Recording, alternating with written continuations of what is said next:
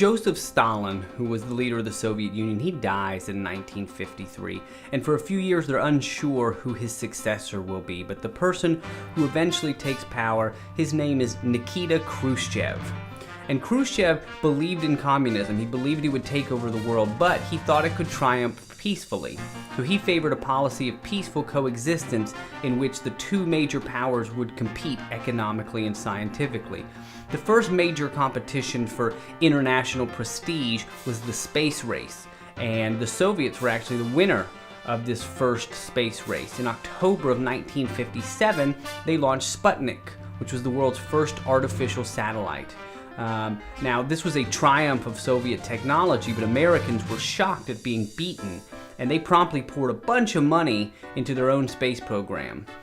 Now, the first attempt at an American satellite launch was a humiliating failure, but on January 31st of 1958, the U.S. successfully launched its first satellite, and that space race would continue into the 1960s. So, there was a conference in Geneva in 1955 in which Eisenhower, he proposed that both nations would allow flights from the other nation over their own countries as a check against nuclear power. The Soviets rejected that, but it was seen as a big step forward for peace. Well, the CIA began making these secret high-altitude flights over Soviet territory, and the planes used for these missions was the U-2, which could fly at high altitudes without detection. And they would take pictures of troop movement and missile sites in the Soviet Union.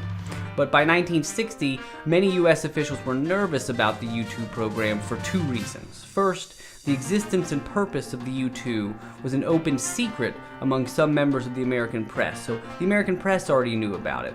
And second, the Soviets had been aware of these flights since 1958, so it really wasn't a secret, and it could cause some potential damages. So Eisenhower wanted the flights discontinued, partially because he and Khrushchev were going to hold another summit conference on the arms race in May of 1960, and he told an aide, if one of these aircraft were lost when we were engaged in apparently sincere deliberations, it could ruin my effectiveness. However, his Secretary of State, John Foster Dulles, persuaded him to authorize one last flight. And that flight took place on May 1st. It was piloted by Francis Gary Powers. And unfortunately, a Soviet pilot shot down the plane. And this caused a major uproar between the two countries. Now, at first, Eisenhower denied that the U-2 had been spying, but the Soviets had evidence, and Eisenhower finally had to admit it. Khrushchev demanded an apology for the flights and a promise to halt them.